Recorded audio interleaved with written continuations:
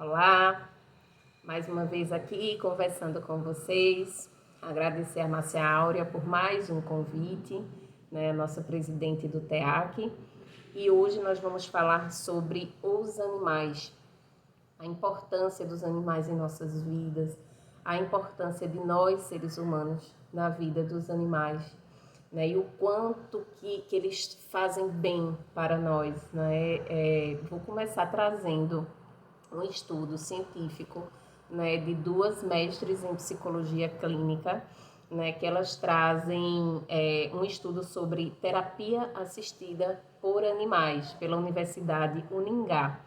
Né? Então, primeiramente, elas trazem de que na Idade Média as pessoas já se utilizavam dos animais como prevenção da loucura. Olha só, eles acreditavam que ter próximo de você um animal prevenia as pessoas de enlouquecerem.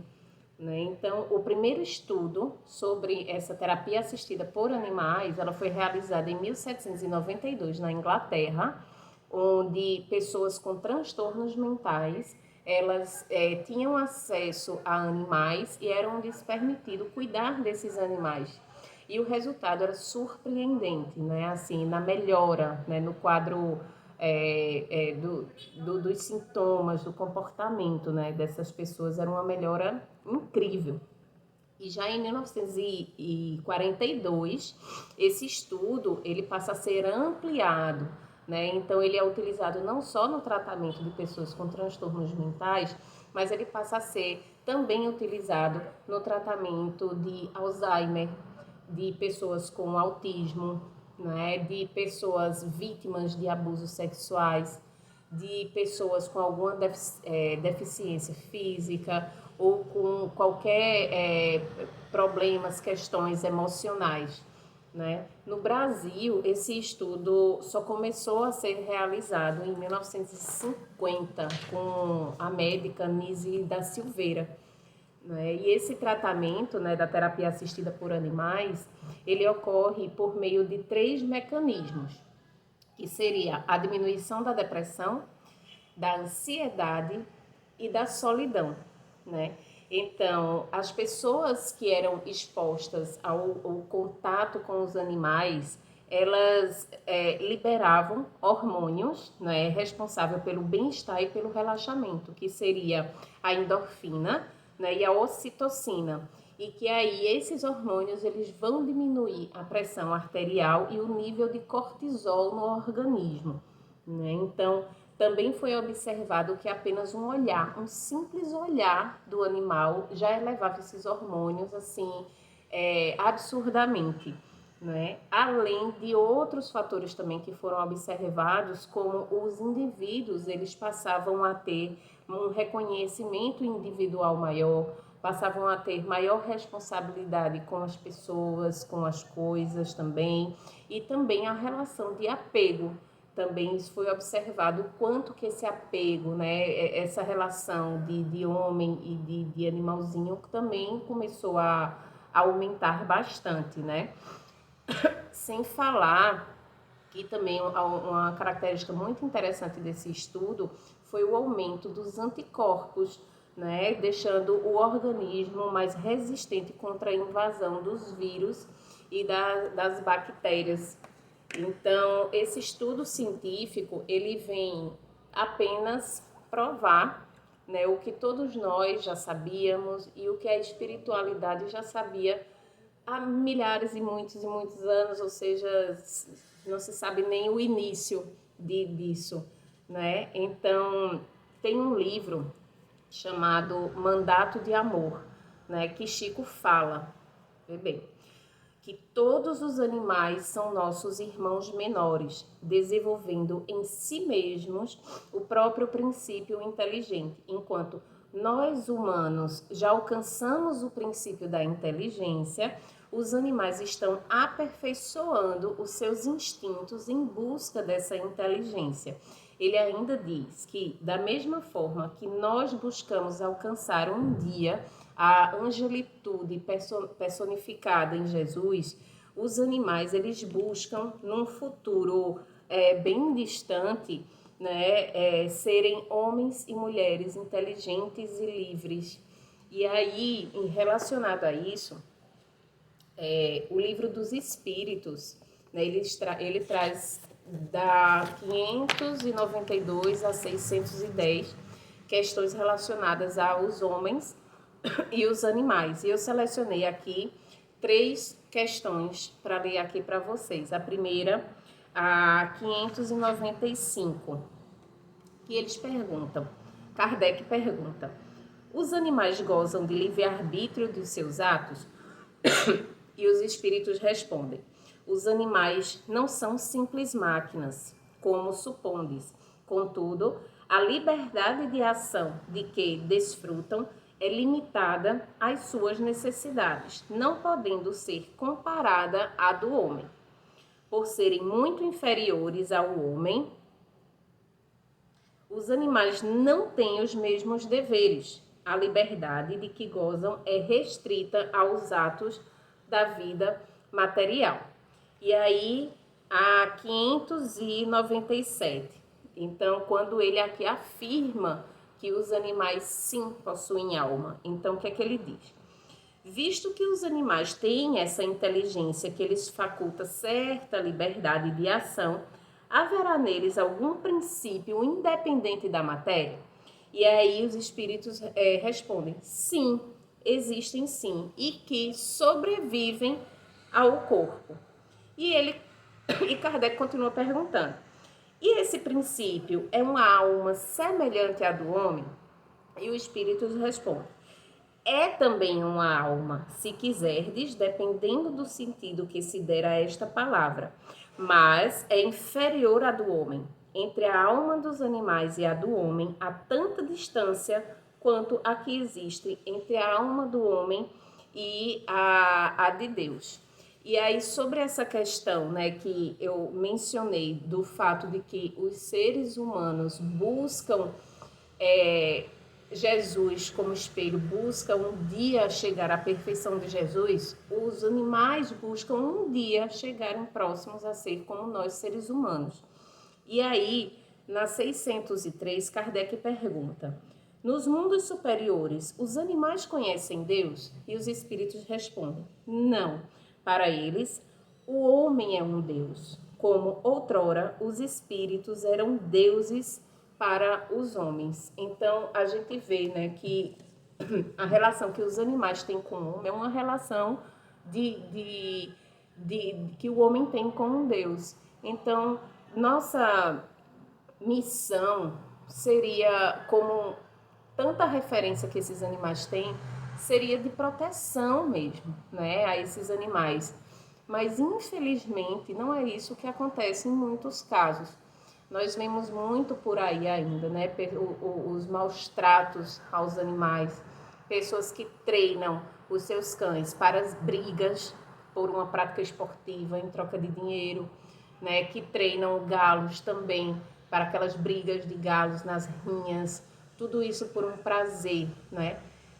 O desmatamento também. A cada vez que o homem desmata um pedaço da nossa natureza, é um pedaço de proteção a menos para esses animais. Além de que, muitas vezes, nas queimadas e nesses desmatamentos, os próprios animais morrem, né, nesse momento. Então, tudo isso resulta em graves responsabilidades para os seres humanos, pois a angústia, o medo e o ódio que provocamos nos animais alteram-lhes o equilíbrio, né? E aí, Chico continua: nós podemos nos considerar irmãos mais velhos e mais experimentados dos animais, e que já sabemos que a lei divina institui a solidariedade entre os seres. Portanto, aos seres humanos foi dado por Deus a missão de condução e proteção dos nossos irmãos mais novos, e não de protetores nos tornarmos algozes deles. Então, nós temos essa responsabilidade. E dentro dessa, como é que chama, do resultado, né, do resultado provocado por essa irresponsabilidade dos seres humanos, isso pode vir a alterar o equilíbrio natural dos princípios espirituais dos animais.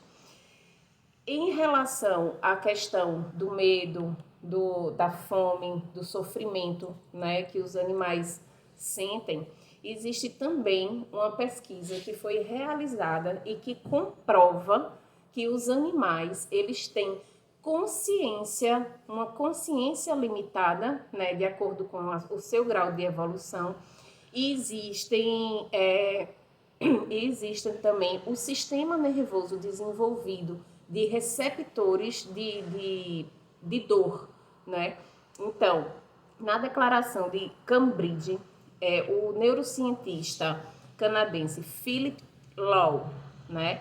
Ele coloca que os mamíferos têm consciência e têm a capacidade de sofrer e sensibilidade, que as estruturas cerebrais que produzem a consciência nos humanos também existem nesses animais.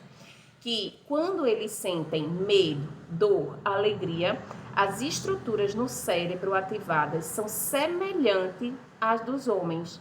E sem falar que possuem o sistema nervoso bem desenvolvido e que esses receptores da dor são basicamente iguais aos dos seres humanos e que inclusive eles podem sofrer em ver um outro animal sofrendo, né? Não à toa que eles percebem quando os seus donos estão sofrendo.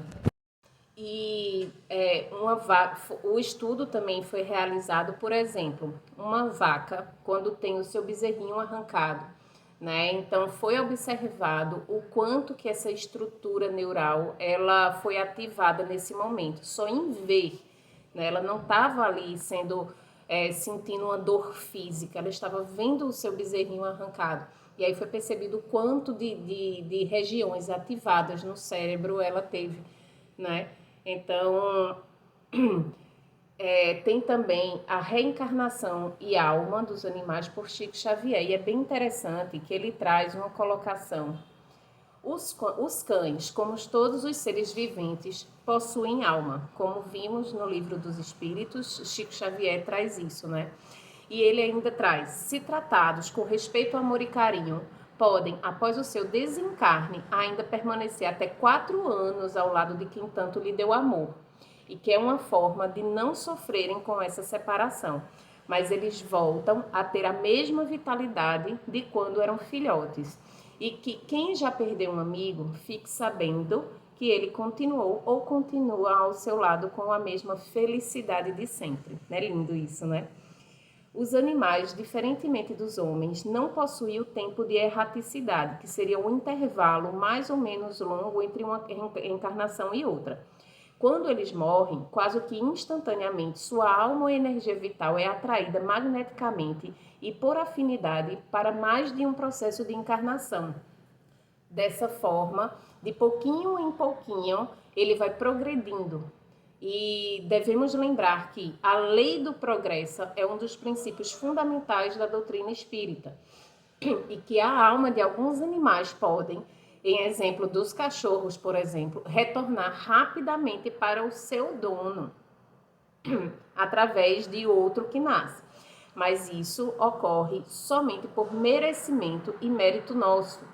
Isso nos leva a entender que assim como nós seres humanos que buscamos a evolução em direção a Jesus, também os animais buscam a evolução em direção a nós, né? Sobre aquilo que a gente falou há pouco tempo atrás, que nós somos o espelho desses animais. Então, vamos utilizar isso como a proteção e não como algozes deles, né?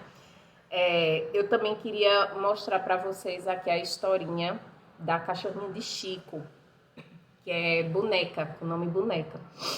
Eu vou ler para vocês aqui um relato e o que Chico fala sobre isso. Chico Xavier, ele tinha uma cachorra de nome Boneca, que sempre esperava por ele, fazendo grande festa ao avistá-lo. Pulava em seu colo, lambia-lhe o rosto como se o beijasse. O Chico então dizia: "Ah, Boneca, estou com muitas pulgas." Imediatamente, ela começava a coçar o peito dele com um focinho. Boneca morreu velha e doente. Chico sentiu muito a sua partida.